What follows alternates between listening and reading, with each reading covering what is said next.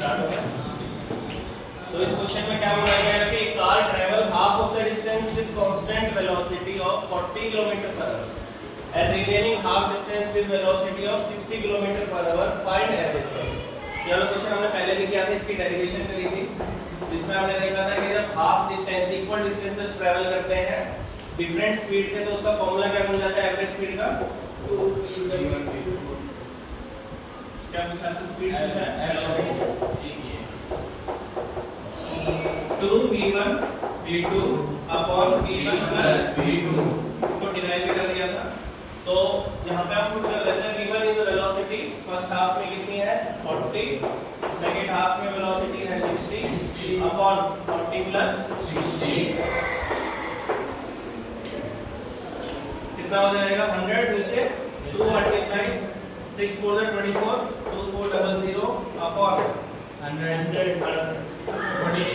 Answer आएगा 48 kilometre per hour.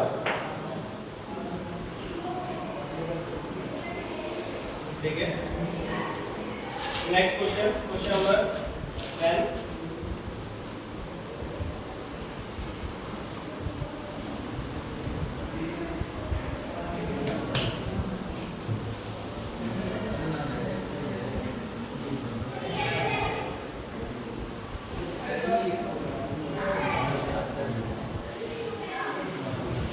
Question is a 150 meter long train.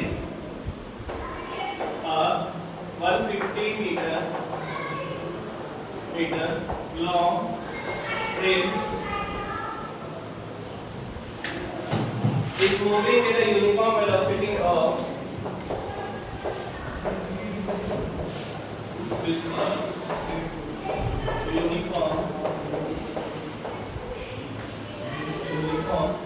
velocity of 45 kilometer per hour.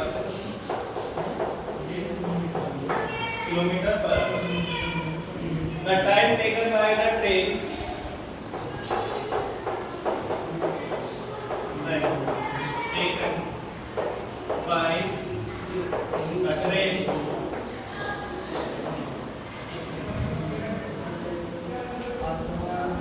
to cross a bridge of length 850 meter.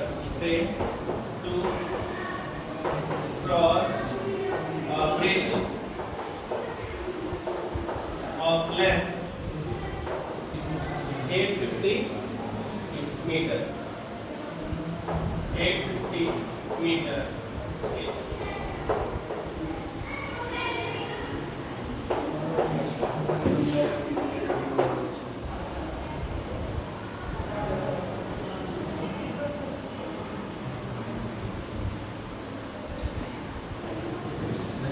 Question को understand कर लो पहले क्या है। A train 150 meter long is moving with a uniform velocity of 45 kilometer per hour. First of all आप देखोगे तो speed आपको velocity किसमें दी किलोमीटर पर आवर में, और आपको जो डिस्टेंस दिया है वो किसमें दिया है मीटर में दिया है। या तो आप इसको किलोमीटर में चेंज कर लो, ठीक है, उसके बाद इसको चेंज करने की जरूरत नहीं पड़ेगी, या तो इसको मीटर पर सेकंड में चेंज करना, ठीक है। तो 45 को मीटर पर सेकंड में चेंज करो। उसके बाद the time taken by the train to cross a bridge 850 meter. अब ब्रिज की लेंथ 850 मीटर है और ट्रेन की लेंथ 150 मीटर है, तो उसको पूरा क्रॉस करने के लिए दोनों की लेंथ कंबाइन करनी पड़ेगी।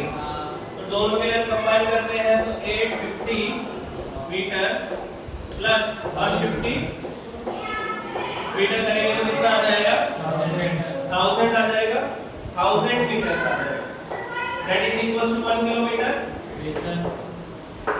ठीक है, अब आपको क्या आ गया, डिस्टेंस आ गया 1 किलोमीटर, स्पीड आपको पता है 45 की, कितना टाइम लगेगा मतलब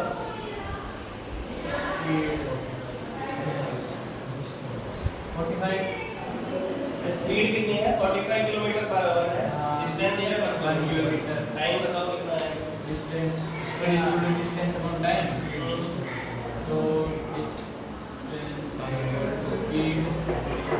डिस्टेंस अपॉन टाइम 1/45 याद है किलोमीटर पर आवर। ठीक है, अगर हम इसको आंसर में से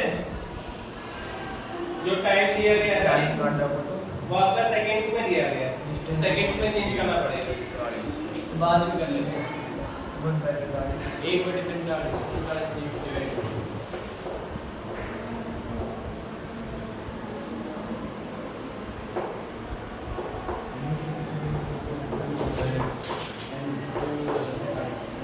इसको मीटर में रहने देते हैं, इसको किलोमीटर को चेंज करो मीटर पर सेकंड 2000 पे रहने देते हैं। 45 को चेंज करेंगे, 45 मल्टीप्लाई किससे हो जाएगा 5/18 से,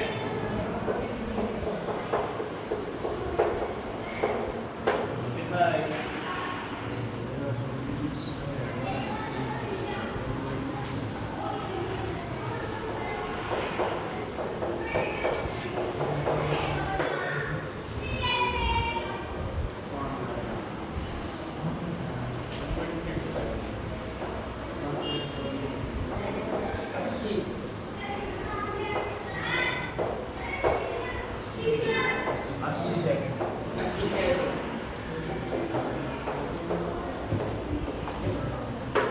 सेकंड का आंसर आ जाएगा ऑप्शन नंबर सी।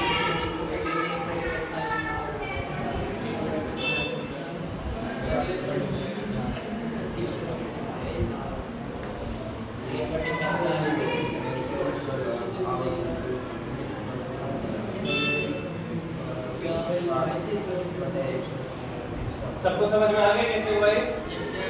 अगर आंसर आवर्स में दिया होता तो डायरेक्टली 1/45 की वैल्यू निकाल देते, आवर्स में आ जाता 1/45 की, तो आवर्स में आंसर आता। इसीलिए हम लोग को उसको चेंज करना पड़ेगा क्योंकि ऑप्शन में सेकंड्स में आएगा। नेक्स्ट क्वेश्चन है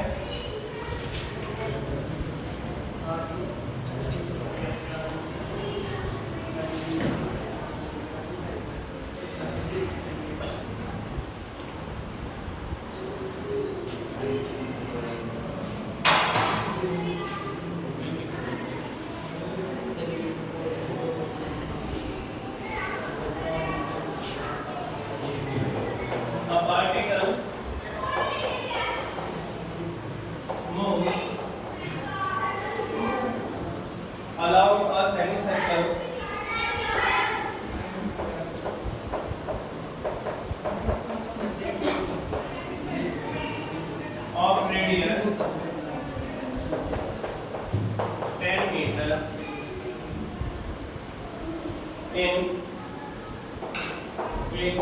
5 seconds. Find average velocity of the particle. Find average velocity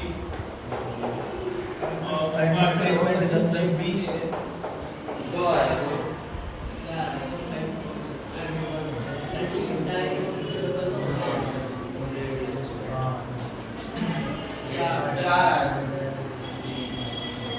answer 4 आएगा 2 मीटर में।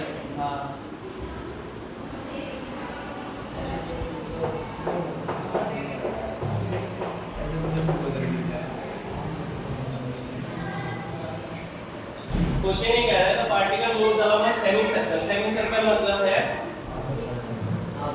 अगर ये सर्कल है तो इसका यहाँ से शुरू करा है यहाँ पे आ गया, यहाँ से यहाँ तक r रेडियस है, यहाँ से यहाँ तक भी रेडियस r। तो हाफ सेमी सर्कल को जब वो कवर करता है तो इसका मतलब उसने डिस्प्लेसमेंट कितना किया है 2r किया है। ये शॉर्टेस्ट पाथ है 2r।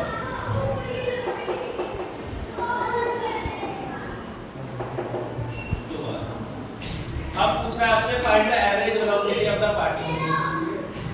ठीक है, तो अगर आप देखोगे तो टोटल कितना आ जाएगा 10 + 10 20 आ जाएगा, 20 आ गया डिवाइडेड बाय 5, आंसर आएगा 4 मीटर पर। अगर यही क्वेश्चन में आपसे एवरेज स्पीड पूछा होता तो अलग आंसर आ जाता। स्पीड में आप क्या करते हैं, पहले तो डिस्टेंस निकालते हैं। अगर स्पीड निकालते हैं इसकी एवरेज स्पीड तो इसका जो डिस्टेंस ट्रैवल होता वो 2πr डिवाइडेड बाय 2 हो जाता, आंसर आता πr। दैट मींस 10π जो उसका डिस्टेंस होगा 4 बाई आ जाएगी यार स्पीड। और अगर हम एवरेज स्पीड निकालें तो 10 पाई डिवाइडेड बाय टोटल टाइम कितना लगेगा इसको 2 पाई आएगी इसमें 2 पाई। तो आंसर आ जाएगा 2 पाई।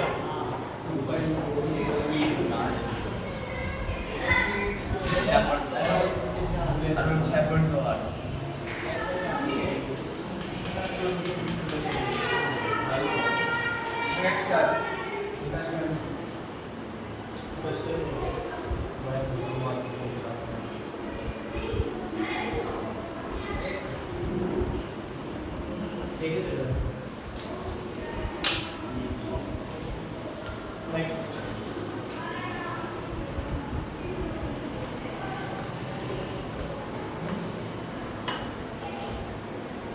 क्वेश्चन क्या है एमसीक्यू बेस है मतलब इसका सॉल्व करने वाला पार्ट है। क्वेश्चन ये कह रहा है कि which of the following is one dimensional motion. कौन से ऑप्शन में से मोशन जो है वन डायमेंशन है। सबसे पहला ऑप्शन है landing of an aircraft. Aircraft की जो लैंडिंग होगी वो वन डायमेंशन होगी। दूसरा earth revolving around the sun one dimension. Motion of wheels of moving train. Wheel जो होती है उसका मोशन जो होता है वो वन डायमेंशन का होता है। Train turning on a straight track. Train turning on a straight track. एक सीधे ट्रैक पे ट्रेन ने टर्न करके सीधे ट्रैक पे चलती है वो वन डायमेंशन कौन सा होगा?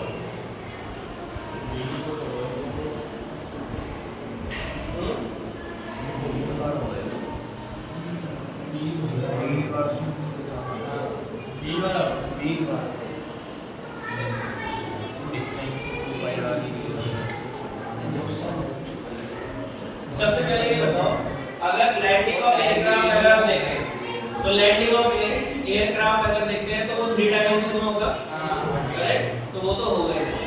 दूसरा अर्थ रिवॉल्विंग अराउंड द सन वो भी 3 डायमेंशन में होगा प्लेन में बताया। तीसरा motion of wheels of a moving train ये भी नहीं होगा। और train moving along a straight track जब सीधे पार मूव कर रहा है तो वन डायमेंशन थर्ड व्हील्स है ना व्हील्स डिस्टेंस कवर कर रहे हैं और उसका मोशन इसका अगर हम देखें तो रेडियस बार-बार चेंज हो रहा है इसीलिए 2 डायमेंशन। डिस्टेंस भी कवर हो रहा है और तो 2 डायमेंशन। लेकिन अगर स्ट्रेट पाथ में कोई चीज मूव कर रही है तो 1 डायमेंशन ठीक है। और अलोंग द प्लेन हो जाता तो 2 डायमेंशन और प्लेन के अलोंग भी नहीं और स्ट्रेट लाइन के अलोंग भी नहीं तो 3 dimension. Next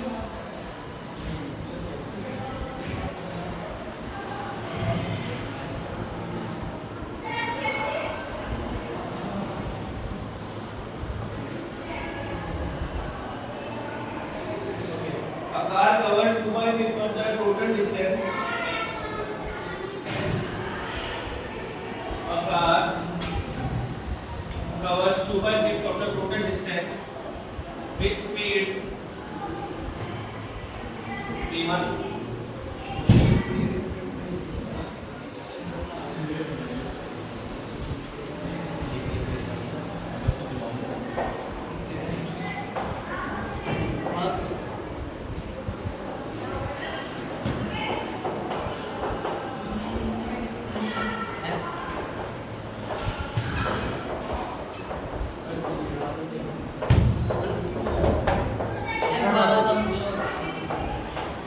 With speed v1 and 3/4 3/5 and 3/5 of the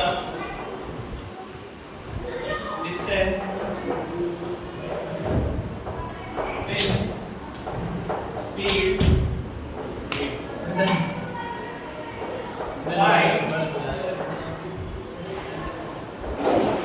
find average speed या फिर मीन स्पीड भी दे सकते हैं। फाइंड मीन स्पीड और average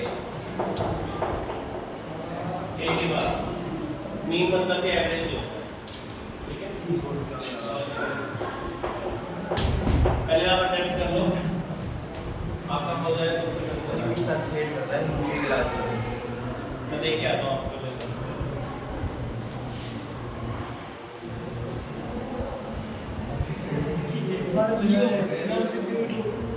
Distance they are time is also and T1 Distance very good.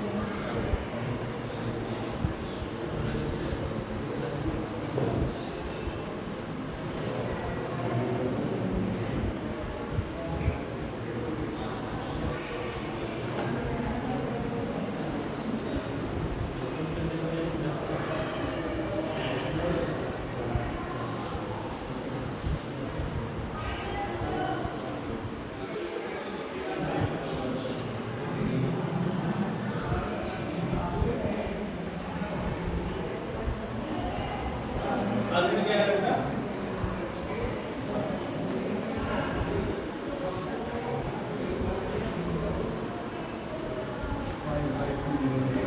कितना आ रहा है? आंसर आएगा 5v1 v2 upon 3v1 plus 2v2। 5v1 v2 upon 3v1 plus 2v2।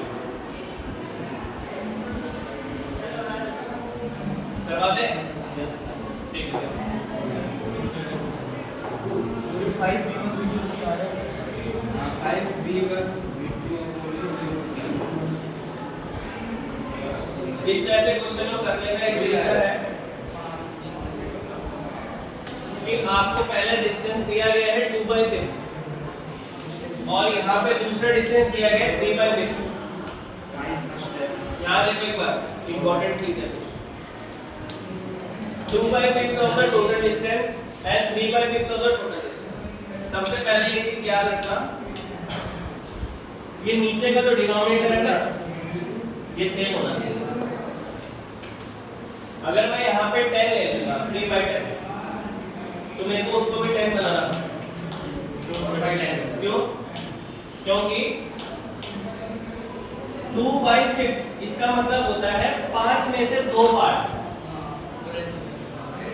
और यहाँ पे वो बचा हो जाता है 10 में से 3 पार्ट। तो कभी भी ऐसा कैलकुलेशन नहीं कर सकते। टोटल डिस्टेंस तो सेम होना चाहिए नीचे वाला पार्ट, इसीलिए ये चीज यहाँ पे आपको सेम दिया गया है तो आप डायरेक्टली कर सकते हैं। ठीक है, तो 2/5 मैं मान लेता हूँ A से B तक डिस्टेंस 2/5 है और उसकी स्पीड जो है v1 है। B से C तक डिस्टेंस है 3/5 स्पीड है। टोटल अगर ऐड करते हैं तो आंसर हमारे पास 1 आता है। आ रहा है बस। अब आपको फर्स्ट A से B जाने के लिए डिस्टेंस दिया है, स्पीड दी है, टाइम निकाल सकते हैं। टाइम निकाल देगा t1 distance upon speed, distance is 2/5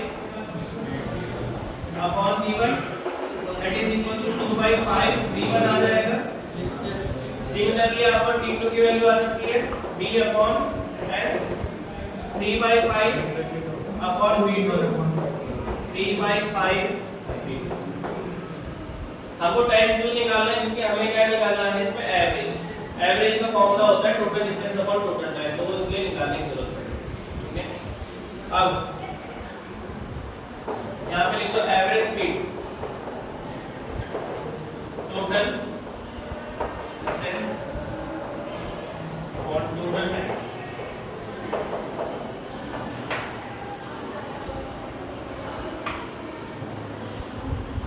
सबसे पहले एक बताओ कि टोटल डिस्टेंस कितना हो जाएगा? 1 हो जाएगा। क्यों? क्योंकि 2/5 प्लस 3/5 जब मैं करूंगा तो आंसर कितना आएगा 1 आएगा। ठीक है, टोटल टाइम कितना हो जाएगा, टोटल टाइम निकालते हैं तो इन दोनों टाइम को ऐड करना पड़ेगा t1 प्लस t2 तो कितना आ जाएगा 2/5 t1 प्लस 3/5 ऐड कर दो, बेस 5 तो कॉमन है, t1 यहाँ पे है, v2 नहीं है तो v2 से मल्टीप्लाई कर देंगे तो आ जाएगा 2v2 प्लस v1 अपॉन में 5v1 इजी है। अब आपके पास डिस्टेंस आ गया, टाइम आ गया, ठीक है, तो आप क्या कर दोगे, दोनों को डिवाइड कर दो। बस last question 5 minutes 1 upon 2v2 plus 3v1 upon 5v1 ये ऊपर चला जाएगा, आंसर आ जाएगा 5v1v2 upon 2v2 plus 3v1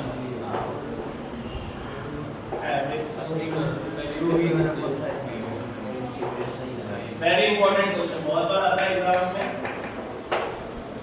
ये वाला क्वेश्चन आता है, 8 क्लास से चल जाता है, ठीक है।